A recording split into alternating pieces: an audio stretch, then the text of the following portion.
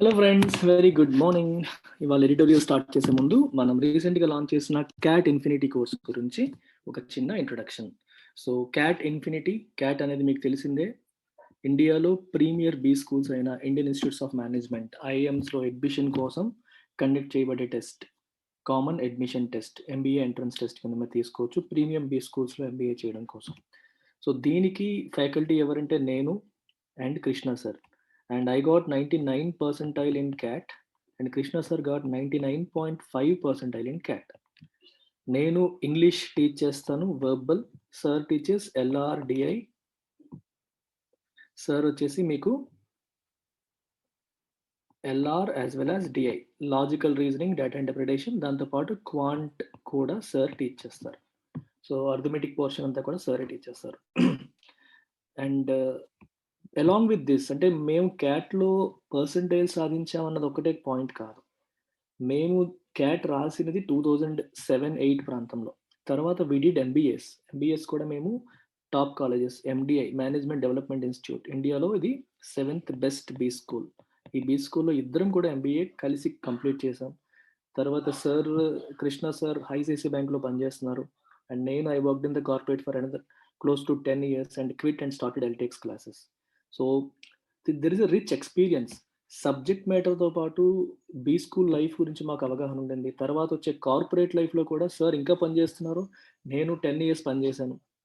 All this will come together and help you in your CAT preparation. And CAT ప్రిపరేషన్లో చాలామంది struggle అయ్యేది GDPI దగ్గర కూడా. అంటే అలాంగ్ విత్ రిటర్న్ టెస్ట్ అనేది ప్రిపరేషన్ అనేది మనం కామన్గా చేసుకుంటాం. జీడిపిఐకి వెళ్ళేసరికి చాలామంది ఏం మాట్లాడాలో తెలియదు, ఎలా మాట్లాడాలో తెలియదు, చాలా స్ట్రగుల్ అవుతూ ఉంటారు. కారణం ఏంటంటే జనరల్ నాలెడ్జ్, ఎస్పెషల్లీ ఎకానమీకి సంబంధించిన పోర్షన్ పైన సరైన అవగాహన లేకపోవడం వల్ల. ఇన్ఫ్యాక్ట్ మేము ప్రిపేర్ అయ్యేటప్పుడు కూడా we faced similar issues.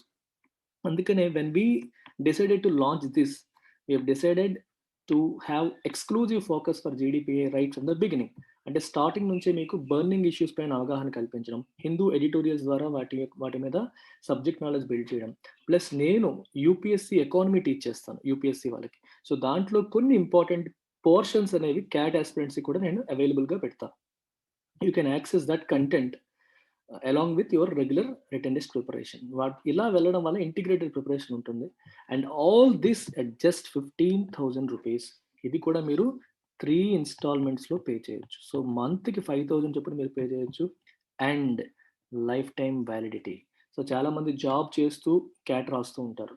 So ఒకసారి 2 సార్లు అని కాదు, మీరు ఎన్నిసార్లు అన్నా రాయండి. ఎయిమ్ ఫర్ ఐఎమ్స్లో సాధించడానికి ప్రయత్నం చేయండి. Even if it takes 3 attempts, we will stay with you. 2 attempts, we will stay with you. ఒక్క ఫీజుతోనే మీరు ఎన్నాళ్ళైనా ప్రిపేర్ కావచ్చు. అలాగే స్టూడెంట్స్ డిగ్రీ చదువుతున్నప్పుడు మీరు జాయిన్ అయిపోయినా సరే, throughout your graduation you can continue to prepare with us. అందుకే టైమింగ్స్ కూడా ఎలా సెట్ చేసామో చూస్తే మీరు టైమింగ్స్ అనేవి 7 to 9 PM వీక్ డేస్లో, వీకెండ్స్ ఏమో ఇలాగా. సో ఇలా పెట్టడం వల్ల ఏమవుతుందంటే జాబ్ చేసే వాళ్ళు అటెండ్ కావచ్చు. 7 to 9 PM అంటే కొన్నిసార్లు మార్నింగ్ ఉంటుంది, మార్నింగ్ 6 to 7. సో ఈ టైమింగ్స్ ఎలా అంటే ఆఫీస్కి వెళ్ళే వాళ్ళకి బాగుంటుంది, కాలేజ్ స్టూడెంట్స్ కూడా అటెండ్ అవ్వచ్చు, అండ్ కంప్లీట్ చేసిన వాళ్ళు ఎప్పుడైనా అటెండ్ కావచ్చు. సో వీకెండ్స్, వీక్ డేస్లో ఈవినింగ్ క్లాసెస్ ఇలా పెడుతూ మనం వెళ్తాం. అండ్ మాక్ టెస్ట్ జరుగుతాయి, ఎక్స్ప్లెనేషన్ జరుగుతాయి, కంప్లీట్ అన్నీ కూడా మేము కవర్ చేయడం జరుగుతుంది. ఇంట్రెస్ట్ ఉన్న వాళ్ళు కాల్ దిస్ నెంబర్. సో ఈ నెంబర్కి కాల్ చేయండి. సో ఇక్కడ నెంబర్ రాస్తున్నాను, 7893899553. ఈ నెంబర్కి కాల్ చేసి మీరు జాయిన్ అవ్వచ్చు. క్లాసెస్ స్టార్ట్ అయ్యాయి, you can join any time. Take care, by by.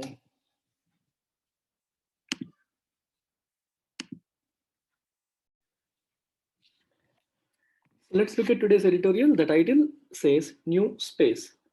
ఇక్కడ స్పేస్ అంటే అంతరిక్షం కాదు.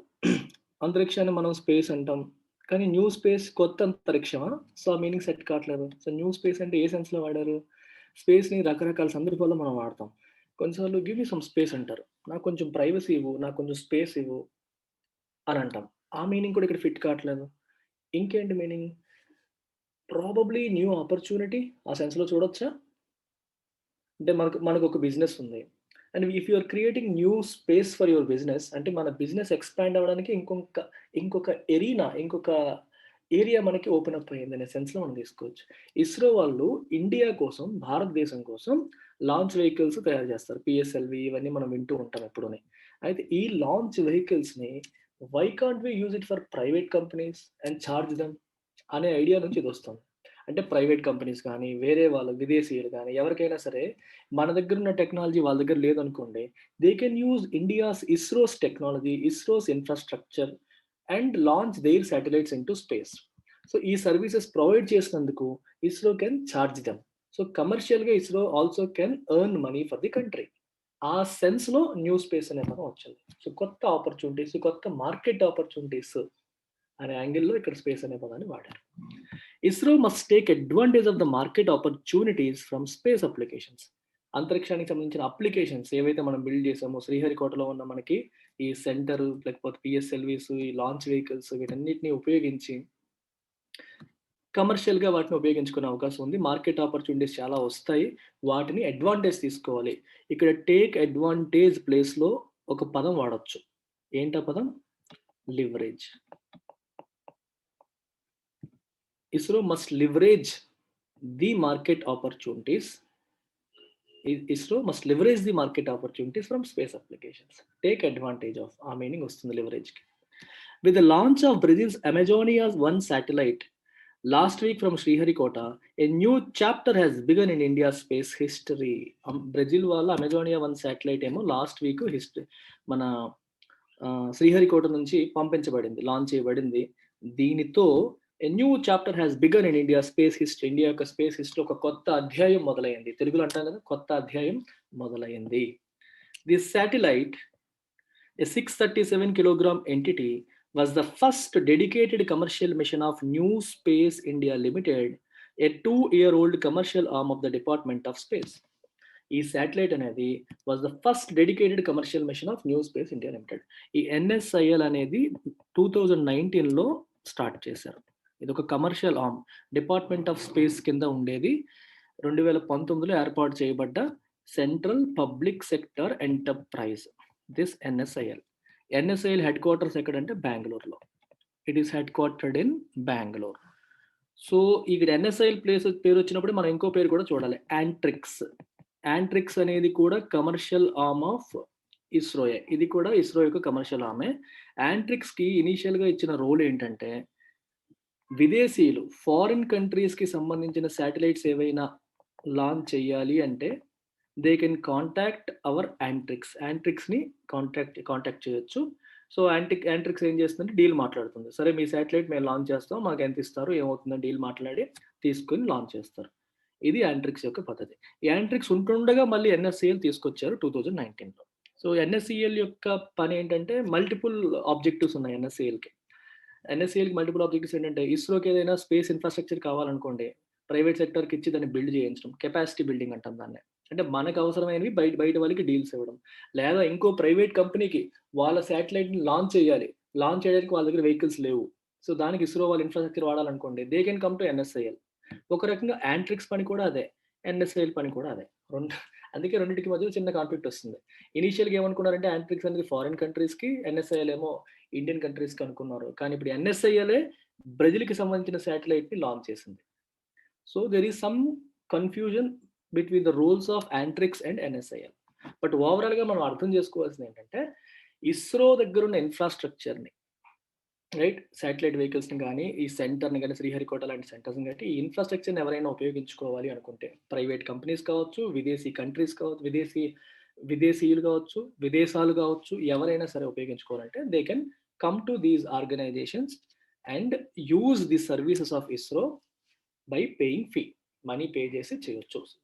ప్రాపర్గా చెప్పాలంటే these are commercial arms of ISRO. Commercial arms, business arms ఇవి. ఈ ఫ్రీ సర్వీస్ కాదు, బిజినెస్ సర్వీసెస్. ఇక్కడ రాసారుగా commercial arm of department of space.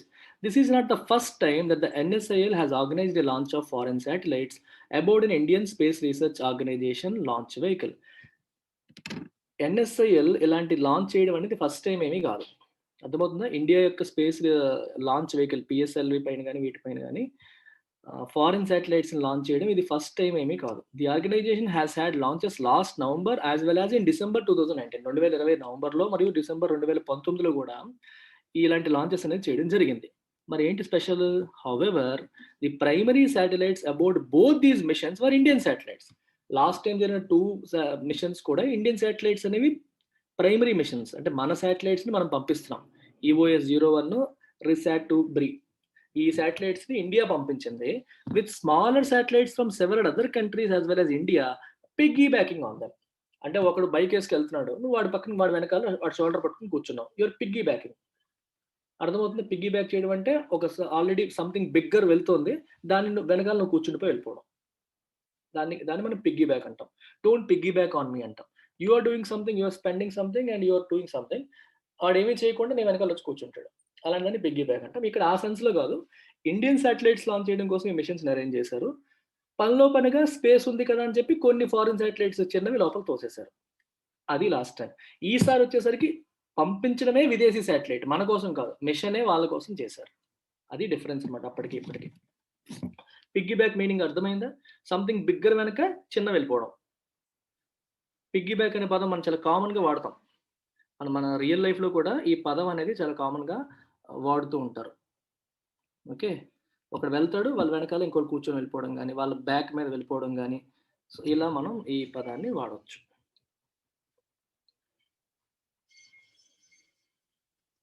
The Amazonia mission also saw 18 other satellites being launched and was the first fully commercial mission. దీంట్లో ఇంకో 18 satellites కూడా దాంతో పాటు వెళ్ళాయి, అమెజానియా శాటిలైట్ వెనకాల వెళ్ళాయి. ఇది కంప్లీట్లీ కమర్షియల్ మిషన్. ఇక్కడ last time machines Indian satellites వెళ్తున్నాయి, ఇండియన్ శాటిలైట్స్ వెళ్ళడం కమర్షియల్ కాదు, దాని వెనకాల కొన్ని ఫారెన్ శాటిలైట్స్ పెట్టారు. సో ఆ పోర్షన్ వరకే కమర్షియల్, మిగిలింది మన ఇండియా కోసం. ఇప్పుడు కంప్లీట్లీ కమర్షియల్, ఇందులో ఇండియాకి ఉపయోగం ఏం లేదు, మనీ వస్తుంది. మనీ పర్పస్లో చేసిన, బిజినెస్ పర్పస్లో చేసిన మిషన్ అది. India has so far launched 342 foreign satellites from 34 countries using its Polar Satellite Launch Vehicle, PSLV platform, and many of them have involved ISRO's first commercial entity, the Antrix Corporation. మీకు already చెప్పాను. ఇప్పటి వరకు 342 foreign శాటిలైట్స్ని పంపించాము 34 countries నుంచి పిఎస్ఎల్విని ఉపయోగించి, right, పిఎస్ఎల్విని ఉపయోగించి పంపించాం. దేని ద్వారా? ఫస్ట్ కమర్షియల్ ఎంట్రీ ఏంటి? యాంట్రిక్స్ కార్పొరేషన్ ఉపయోగించి ఇప్పటి వరకు చేసాం. ఇప్పుడు NSAL వచ్చింది. There is still some confusion on how exactly the responsibilities of NSAL differ from those of Antrix. Antrix responsibilities ki NSAL responsibilities ki difference ఏంటనేది ఇప్పటికీ some confusion ఉంది. నేను ఇందాక మీకు చెప్పినట్టుగా ఫారిన్ ఎంటిటీస్కి ఏమో యాంట్రిక్స్, ఇండియన్ ఎంటిటీస్కి ఏమో NSAL అనుకున్నాం, కానీ ఇప్పుడు NSALే ఫారిన్ మిషన్ని పంపించింది. సో రెస్పాన్సిబిలిటీ ఎక్కడ డిఫర్ అవుతుంది అనేది క్లారిటీ లేదు. But with the formation of Indian National Space Promotion and Authorisation Centre in space, a regulatory agency, as well as plans of an independent tribunal to adjudicate disputes among private space entities, there is a potential explosion of market opportunities from space applications on the anvil. What is the meaning of on the anvil? On the anvil అంటే రాబోతున్నాయి, about to come అనే meaning మీకు వస్తుంది, right. State of డిస్కషన్లో ఉంది, preparation స్టేజ్లో ఉంది, రాబోతుంది. If something is on the anvil, it is in the discussion stage, preparatory stage, it is about to come అనే మీనింగ్ వస్తుంది. ఏంటి వస్తాయి చూద్దాం ఒకసారి, మళ్ళీ స్టేట్మెంట్ చూడండి. విత్ ద ఫార్మేషన్ ఆఫ్, ఒక కొత్త సెంటర్ని ఫామ్ చేశారు, ఇన్ స్పేస్ అని. ఫుల్ ఫామ్ ఏంటి? Indian National Space Promotion and Authorisation Centre. CE stands for centre. ఇదేంటి? ఒక రెగ్యులేటరీ ఏజెన్సీ, దీన్ని ఫామ్ చేయడం జరిగింది. ఇది ఫామ్ చేయడం వల్ల వచ్చిన ఉపయోగం ఏంటట? ఎందుకు ఇది ఫామ్ చేశారంట? దీంతో పాటు ఇంకేం ఫామ్ చేస్తారో చెప్తా చూడండి. As well as plans of an independent tribunal. Tribunal అంటే ఏంటి? ఒక కోర్టు లాంటిది, క్వాజీ జుడిషియరీ, రైట్. క్వాజీ అంటే సెమీ జుడిషియరీని ట్రైబ్యునల్ అంటారు. ట్రైబ్యునల్ అంటే ఒక స్పెసిఫిక్ కైండ్ ఆఫ్ కేసెస్ని మాత్రమే హ్యాండిల్ చేసే కోర్టు లాంటిది అని అర్థం చేసుకోవచ్చు. ఈ కోర్టు దేనికోసం? To adjudicate disputes among private space entities. Private space entities మధ్యలో ఏమైనా డిస్ప్యూట్స్ వస్తే వాటిని అడ్జుడికేట్, ప్రతిదానికి సుప్రీంకోర్టుకి వెళ్ళిపోకుండా డైరెక్ట్గా ఈ ట్రైబ్యునల్కి వెళ్తారు. అలాగే మీకు చూడండి, నేషనల్ గ్రీన్ ట్రైబ్యునల్ ఉంటుంది, ఎన్వైరన్మెంట్కి సంబంధించిన కేసులన్నీ కూడా వాళ్ళ దగ్గరికి వెళ్తాయి. అలాగే మీకు కృష్ణా రివర్ వాటర్ ట్రైబ్యునల్ ఉంటుంది, అంటే రివర్ వాటర్కి రాష్ట్రాలకు మధ్యలో వచ్చే గొడవలను పరిష్కరించడానికి రివర్ వాటర్ ట్రైబ్యునల్ ఉంటుంది. సో ట్రైబ్యునల్ గుర్తుపెట్టుకోవాల్సింది ఏంటంటే, it is a quasi judicial body. జనరల్గా అందులో రిటైర్డ్ జడ్జిలు వీళ్ళు ఉంటారు, ప్లస్ అడ్మినిస్ట్రేటివ్ ఆ పర్టికులర్ సబ్జెక్ట్ మ్యాటర్ ఎక్స్పర్ట్స్ కూడా ఉంటారు ట్రైబ్యునల్లో, not just judges. Subject matter experts కూడా ఉంటారు. ట్రైబ్యునల్ యొక్క పని ఏంటంటే ఒక పర్టిక్యులర్ కైండ్ ఆఫ్ కేసెస్ని హ్యాండిల్ చేయడానికి, స్పీడీ ట్రయల్ విచారణ అనేది ఫాస్ట్గా జరగడానికి, జస్టిస్ తొందరగా డెలివర్ అవ్వడానికి, సుప్రీంకోర్టు పైన లోడ్ తగ్గించడానికి ట్రైబ్యునల్స్ హెల్ప్ చేస్తాయి. అలాగే ఇప్పుడు స్పేస్ రిలేటెడ్ డిస్ప్యూట్స్ ఏమైనా ఉంటే హ్యాండిల్ చేయడం కోసం ఒక కొత్త ఇండిపెండెంట్ ట్రైబ్యునల్ కూడా ఏర్పాటు చేశారు. రైట్. వీటి వల్ల దేనికి to adjudicate disputes among private space entities మధ్యలో వచ్చే డిస్ప్యూట్స్, గొడవలు ఏవైతే ఉంటాయో వాటిని అడ్జుడికేట్ చేయడానికి. అడ్జుడికేట్ అంటే విచారణ, 2 చోట్ల విని తీర్పునివ్వడం, అడ్జుడికేషన్. సో దీనివల్ల ఏమవుతుంది, there is a potential explosion of market opportunities. So market opportunities explode అవ్వచ్చు, అంటే ఒక్కసారిగా పెరిగిపోయే పొటెన్షియల్, అంటే పాసిబిలిటీ ఉంది. చాలా ఎక్కువ. మనం అంటాం చూడండి, ఈ అమ్మాయికి కలెక్టర్ అయ్యే పొటెన్షియల్ ఉంది, అంటే కలెక్టర్ అయ్యే పాసిబిలిటీ ఉంది, అంత కెపాసిటీ ఉంది అని అర్థం. అలాగే. సో మార్కెట్ ఆపర్చునిటీస్ ఒక్కసారిగా పెరిగిపోయి ఎక్స్‌ప్లోడ్ అయ్యే అవకాశం కనిపిస్తుంది. ఆన్ ది ఎన్విల్ అంటే ప్రిపరేటరీ స్టేజ్‌లో ఉంది, అబౌట్ టు కమ్ అని అర్థం. Though the private sector plays a major role in developing launch and satellite infrastructure for ISRO, there are now several companies that offer myriad services. Private sector అనేది మనకి launch, satellite infrastructure, ఇస్రోకి launch vehicles తయారు చేయడంలో, satellite infrastructure తయారు చేయడంలో private sector అనేది major role play చేస్తుంది already. there are now several companies that offer myriad services. Myriad అంటే లాట్ ఆఫ్ మల్టిప్లిసిటీ అన్నమాట. ఒకటి కాదు, మల్టిపుల్ టైప్స్ ఆఫ్ సర్వీసెస్ ని మనం మిరియాడ్ అంటాం. ఒకటని కాకుండా countless, extremely great number of అని అర్థం. Huge number of services offer చేయడానికి చాలా ప్రైవేట్ కంపెనీస్ ఇప్పుడు వస్తున్నాయి. Many of these companies want to launch their own satellites. ఈ కంపెనీస్ అన్ని కూడా వాళ్ళ ఓన్ శాటిలైట్స్ లాంచ్ చేద్దాం అనుకుంటున్నాయి, ఆఫ్ వేరియింగ్ డైమెన్షన్స్. అందులో కొన్ని పెద్ద శాటిలైట్స్, కొన్ని చిన్న satellites. And experience with ISRO has not been smooth always. ఇస్రోతో వాళ్ళకు ఎక్స్పీరియన్స్ అనేది స్మూత్గా లేదు, ప్రతిసారి కూడా స్మూత్గా లేదు. The most conspicuous has been the controversy involving Devas Multimedia, to which the government of India owes nearly $1.2 billion, going by an order of Tribunal of the International Chamber of Commerce and upheld by United States Federal Court last year. చూడండి, conspicuous అంటే something that is clearly, easily seen, బయటికి బాగా కనిపిస్తుంది అని conspicuous అంటారు. ఇది చాలా interesting word. దీన్ని 2-3 రకాలుగా వాడతాము. దీన్ని ఎక్కడెక్కడ ఎలా వాడతారో చూడండి. బేసికల్గా కాన్స్పిక్యూస్ అంటే మీనింగ్ అంటే క్లియర్లీ విజిబుల్. ఇంకో మీనింగ్ అట్రాక్టింగ్ అటెన్షన్, నోటీస్ అని అర్థం. అయితే కాన్స్పిక్యూస్ అనేది పాజిటివ్గా వాడతామా, నెగిటివ్గా వాడతామా అంటే ఎక్కువగా నెగిటివ్గా వాడతాం. It is not generally used in a positive sense. That is very obvious. అది చాలా ఈజీగా కనిపిస్తుంది, క్లియర్గా కనిపిస్తుంది అంట. ఆబ్వియస్ అనేది పాజిటివ్గా వాడచ్చు, కానీ కాన్స్పిక్యూస్ అనేది నెగిటివ్గా వాడతారు. ఇక్కడ చూసారు, ఇక్కడ ఏం చెప్తున్నాం మనం, ఇస్రోతో ఈ ప్రైవేట్ కంపెనీస్ కొన్ని ఎక్స్పీరియన్స్ అనేది has not been smooth always, ఎప్పుడు స్మూత్గా లేదు, ఉండట్లేదు అనే సెన్స్ వచ్చింది. అలాంటి ఎక్స్పీరియన్సెస్ లో ఒక experience, the most conspicuous of them, అంటే something that is clearly seen, విషయం బయటకు వచ్చేసింది, పబ్లిక్ గా వచ్చిన ఇన్ఫర్మేషన్. ఇది positive information, negative information. The most conspicuous has been the controversy involving Devas Multimedia. Devas Multimedia అనే కంపెనీకి ఇస్రోతో ఉన్న గొడవ అందరికీ తెలిసిందే. కాన్స్పిక్యూస్ బయటికి కనిపిస్తుంది. కాన్స్పిక్యూస్ ని ఇంకో సెన్స్ లో వాడతారు. Someone is conspicuous by his absence అంటారు. చాలా బాగా వాడతారు ఈ పదం. మీరు చూడండి, ఈ ఎగ్జాంపుల్ ఇంతకుముందు కూడా ఇచ్చాను. ఇంట్లో ఒక ఆడపిల్ల పెళ్ళవుతుంది. అమ్మాయి పెళ్ళవుతున్నప్పుడు అమ్మాయి వాళ్ళ అన్నయ్య ఏమో పెళ్లికి రాలేదనుకోండి, అప్పుడు ఏమంటాం, bride's brother is conspicuous by his absence అంటారు. కనిపిస్తున్నాడు అక్కడ, కనిపించట్లేదు, కానీ అమ్మాయి ఏంటి, పెళ్లి కూతురు అన్నయ్య పెళ్లికి రాకపోవడం ఏంటని అందరూ మాట్లాడుకుంటున్నారు. అందుకని is conspicuous. So he has attracted attention. ఎలాగా, రాకుండా పెళ్లికి వచ్చాడు అనుకోండి, ఎవరు ఆడపిల్ల పెళ్లికి ఆడపిల్ల అన్నయ్య ఎలాగో వస్తాడు, అప్పుడు అతని అటెన్షన్ అట్రాక్ట్ చేయడం ఉండదు. రావాల్సిన వ్యక్తి రాలేదనుకోండి, by being absent he is attracting everybody's attention.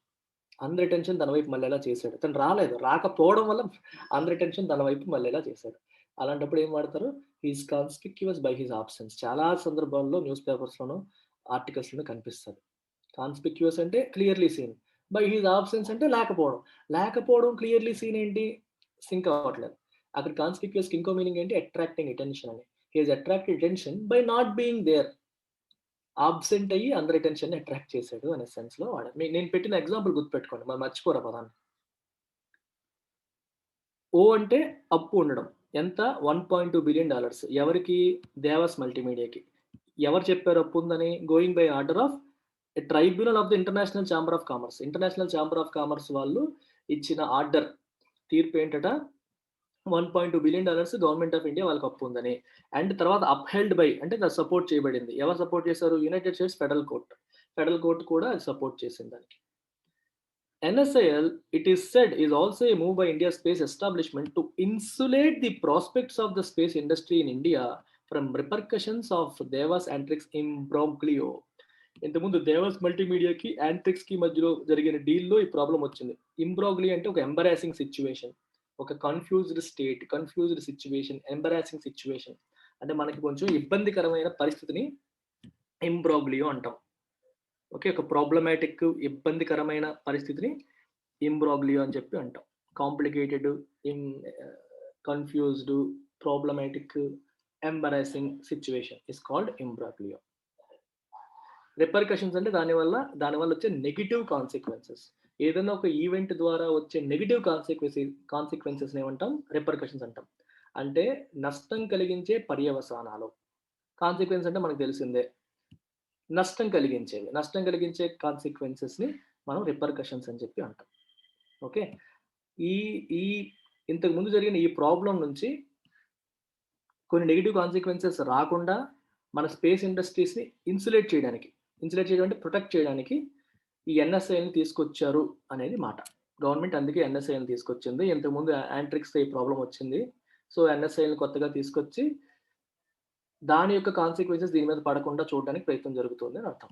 Much like unfettered access to the internet has spawned industries that were inconceivable, similarly space applications and mapping have barely scratched the surface in terms of opportunities that they can create. చాలా interesting sentence ఇది. First sentence చూడండి, unfettered access. Unfettered అంటే అర్థం ఏంటి? Without any restrictions, unrestrained, restrictions లేకుండా, restrain చేయకుండా access దేనికి? To the internet. ఇంటర్నెట్కి అన్ఫెటర్డ్ యాక్సెస్ ఇవ్వడం వల్ల ఏం జరిగింది? స్పాన్ అంటే పుట్టించడం. స్పాన్ అంటే అర్థం ఏంటి? To give birth.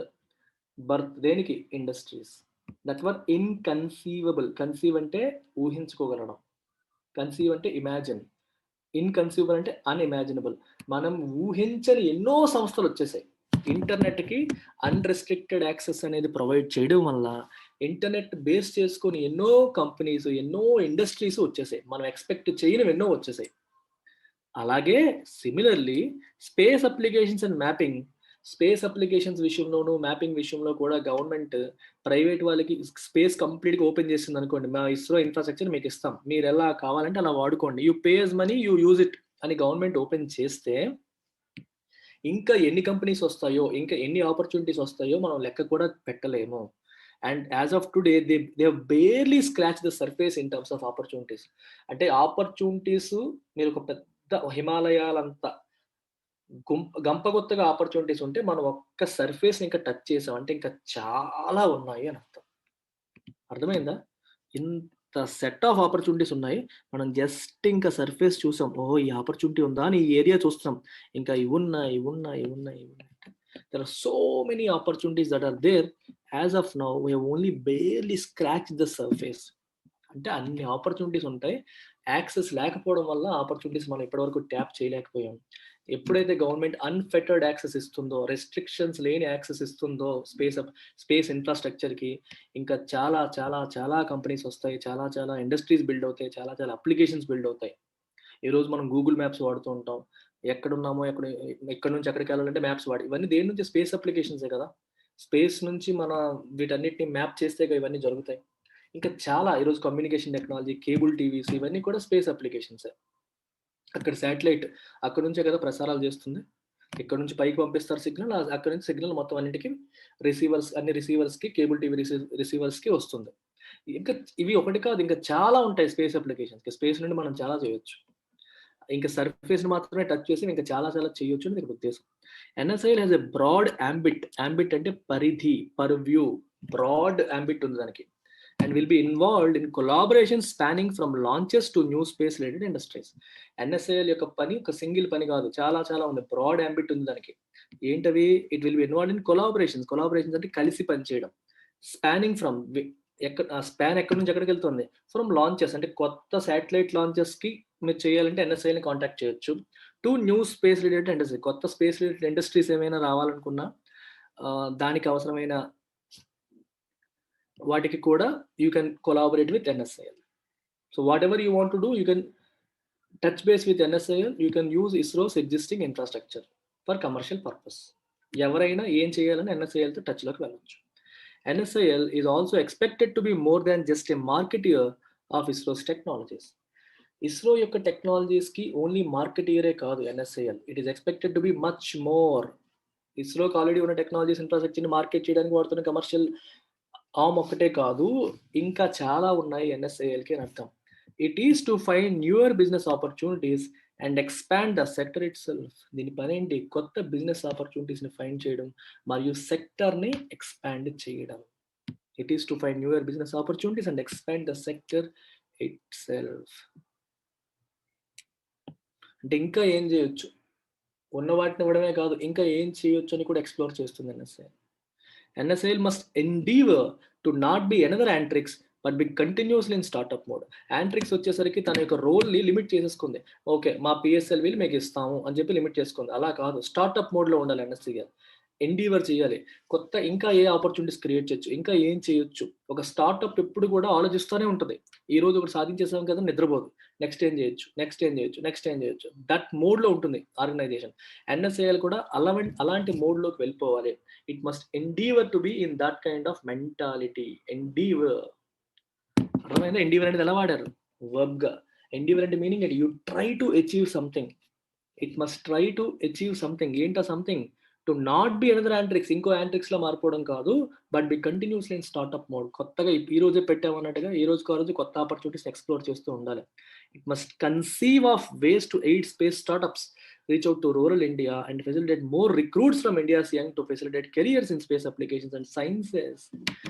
కన్సీవ్ అంటే అర్థమైంది. ఇమాజిన్. కన్సీవ్ కి మల్టిపుల్ మీనింగ్స్ ఉన్నాయి. చాలా ఎలా వాడతారు చెప్పండి?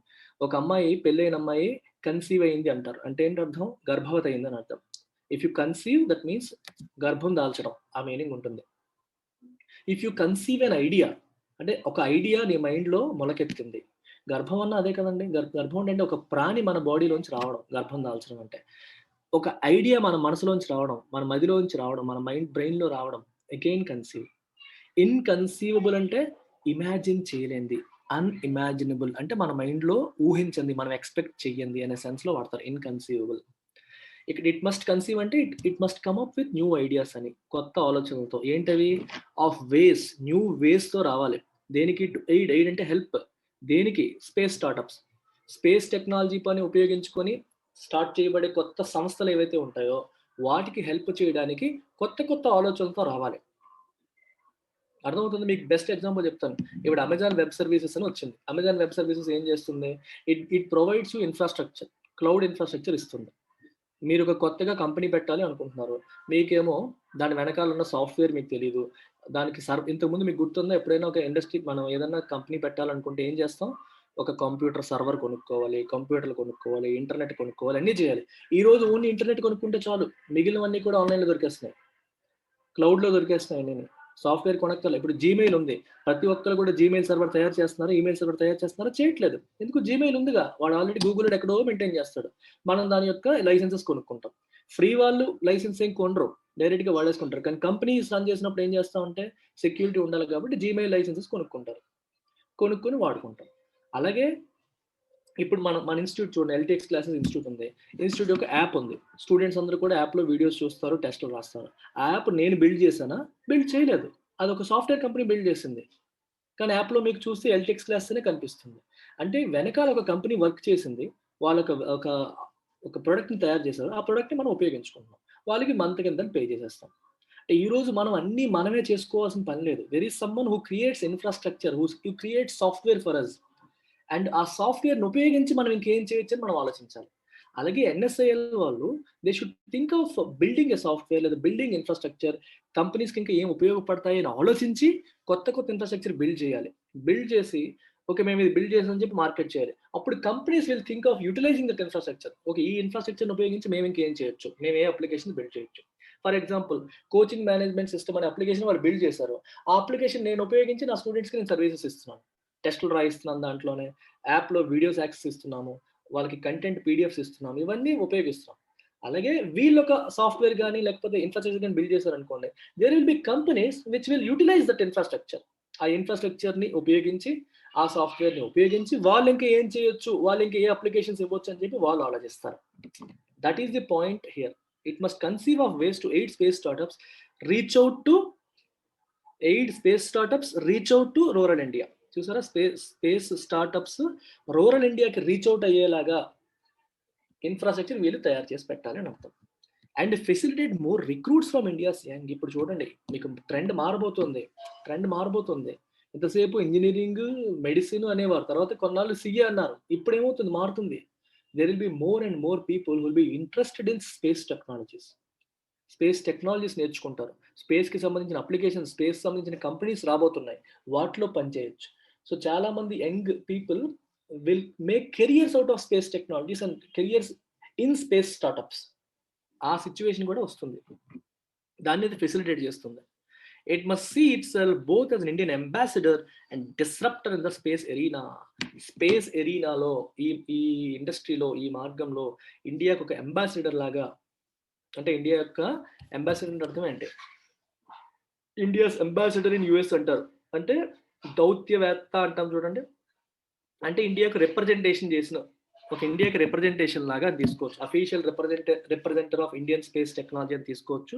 అండ్ డిస్రప్టర్ అంటే అర్థం ఏంటి, డిస్రప్ట్ ఒక మార్గం ఇలా వెళ్తున్నాం, ఈరోజు ఇలా వెళ్తున్నాం, డిస్రప్ట్ చేయడం అంటే అర్థం ఏంటి, కొత్త మార్గంలోకి వెళ్ళడం. అంటే ఒక ఇండస్ట్రీ ఒకేలాగా పెరుగుతుందా, if you come up with disruption there will be multiple inconceivable ways in which industry can grow. There are disruptions everywhere. మీకు బెస్ట్ ఎగ్జాంపుల్ చెప్తాను, స్మార్ట్ ఫోన్ వచ్చింది, స్మార్ట్ ఫోన్లో కెమెరా వచ్చింది, ఇట్ ఈస్ అ డిస్రప్టర్. అది camera ఇండస్ట్రీని disrupt చేసేసింది కంప్లీట్గా. IPod వచ్చింది యాపిల్ది, ఐపాడ్ వచ్చిన తర్వాత మ్యూజిక్ ఇండస్ట్రీని డిస్రప్ట్ చేసేసింది. వాక్మ్యాన్, సోనీ వాక్మ్యాన్ గుర్తుందా మీకు, వాక్మ్యాన్ ఉండేది, ఇలా పట్టుకునే వాళ్ళు, చెవిలో పెట్టుకుని వినేవాళ్ళు, చిన్న క్యాసెట్ లాగా పెట్టుకొని బ్యాటరీలు పెట్టుకుని వినేవాళ్ళు. వాక్మ్యాన్ ఇప్పుడు ఉందా, లేదు, ఐపాడ్ వచ్చాక పోయింది అది, యాపిల్ ఐపాడ్ వచ్చాక. స్మార్ట్ ఫోన్స్లో కెమెరాస్ వచ్చాక మనకి కొడాక్ కెమెరాస్ ఉండేవి, కెమెరాస్ అంటే కొడాక్ రీల్ పెట్టి అది చేసి చేసేది, ఇప్పుడు ఉంటున్నాయా, చూస్తున్నారా? డిజిటల్ కెమెరా ఇండస్ట్రీ పడిపోయింది కంప్లీట్గా. హై ఎండ్ కెమెరాసే తప్పితే లో ఎండ్ కెమెరాస్ నడవట్లేదు. హై ఎండ్ కెమెరాస్ కూడా తగ్గిపోతున్నాయి. ఏ రోజుకో రోజు ఐఫోన్లో ఇంకా కొత్త కెమెరా ఏమొస్తుంది, సామ్సంగ్ గెలాక్సీ S21, 22, 23లో ఏ కెమెరాలు వస్తున్నాయని చెప్పి చూస్తున్నాం. అందులో 100 మెగాపిక్సెల్, 140 మెగాపిక్సెల్ కెమెరాస్ వచ్చేస్తున్నాయి. All these are disruptions. Industry ఒక పర్టికులర్ మోడ్లో వెళ్ళే ఇండస్ట్రీ మొత్తం డిస్రప్ట్ అయిపోయింది, కంప్లీట్గా డిస్రప్షన్స్ మనం చూస్తున్నాం. అర్థమవుతుందా? అలాగే స్పేస్ ఎరీనాలో, స్పేస్ అనేది ఆ దేశం యొక్క భద్రతకి సంబంధించిన కొన్ని శాటిలైట్స్ లాంచ్ చేయడానికి అని కాకుండా, it can be used for multiple other purposes, commercial పర్పసెస్కి స్పేస్ని ఉపయోగించవచ్చు అనడానికి ఒక డిస్రప్టివ్ టెక్నాలజీస్ని ఎంకరేజ్ చేయడానికి కూడా ఇది ఉపయోగపడుతుంది అని అర్థం. రైట్, డిస్రప్షన్ అనేది రాడికల్ చేంజ్, రెండు మీనింగ్స్. ఒకటి డీప్లీ మనకి ప్రోగ్రామ్ చూసినప్పుడు మధ్యలో అంతరాయానికి చింతిస్తూ ఉంటాం, డిస్రప్షన్ సర్వీస్ అంటే అంతరాయం, అదొక మీనింగ్. రెండో మీనింగ్ అంటే రాడికల్ చేంజ్, ఒక సమూలమైన మార్పు, భయంకరమైన మార్పు రావడం టెక్నాలజీలో, అలా డిస్రప్టర్ లాగా మారాలి అని చెప్పి చెప్తున్నారు. ఇంటర్నెట్కి యాక్సెస్ అవ్వడం వల్ల ఎలా డిస్రప్షన్స్ వచ్చాయో, స్మార్ట్ ఫోన్స్ అందరికీ కూడా 4G అందుబాటులోకి వచ్చాక ఎలాంటి డిస్రప్షన్స్ వచ్చాయో, ఇది కూడా అలాగే స్పేస్ అప్లికేషన్ విషయంలో ఒక డిస్రప్టర్ లాగా మారిపోవాలనే ఉద్దేశం. Okay, I try to summarise. NSIL వారు బ్రెజిల్కి సంబంధించిన ఒక శాటిలైట్ని లాంచ్ చేయడం జరిగింది పిఎస్ఎల్వి ద్వారా శ్రీహరికోట నుంచి లాస్ట్ వీక్. సో ఇది ఒక కొత్త అధ్యాయానికి దారితీసింది. ఇప్పటి వరకు ఇండియన్ స్పేస్ అనేది ఇండియన్కి సంబంధించిన శాటిలైట్స్ని ఉపయోగించేవారు. ఇంతకుముందు చేసినప్పటికీ మెయిన్ మన శాటిలైట్స్ వెళ్ళేవి, వాటి వెనకాల పిగ్గీ బ్యాక్ అయ్యాయి, ఇంకా చిన్న చిన్న శాటిలైట్స్ పెట్టి పంపించేవారు. కానీ ఒక ఫారిన్ శాటిలైట్నే కంప్లీట్గా పంపించడం కోసం రన్ చేసిన ఫస్ట్ మిషన్ లాస్ట్ వీక్ జరిగింది. బ్రెజిల్కి సంబంధించిన అమెజానియా అనే శాటిలైట్ని పంపించారు. దాంతోపాటు ఇంకొన్ని 34 చిన్న శాటిలైట్స్ కూడా వాటితో పాటు వెళ్ళాయి. పిఎస్ఎల్వి వెహికల్ ద్వారా ఇవి కూడా వెళ్ళడం అనేది జరిగింది. రైట్. అయితే ఇది ఇక్కడితో ఆగకూడదు. ఎన్ఎస్ఏఎల్ అనేది ఓన్లీ దీనికోసమే కాదు, ఇంకా చాలా వేస్ ఉన్నాయి, చాలా మార్గాలున్నాయి ఎక్స్‌ప్లోర్ చేయడానికి. వాటన్నిటిని కూడా ఆలోచించాలి. ప్రైవేట్ సెక్టార్‌కి అన్‌ఫెటెడ్ యాక్సెస్ ఇవ్వాలి స్పేస్ టెక్నాలజీకి. కమర్షియల్‌గాను గవర్నమెంట్‌కి పనికొస్తుంది. అండ్ ప్రజలకు కూడా ఉపయోగపడే ఎన్నో అప్లికేషన్స్ ప్రైవేట్ కంపెనీస్ చేస్తాయి. వాటికి అవకాశాన్ని కల్పించాలి అనేది summary. That's it. Take care. By.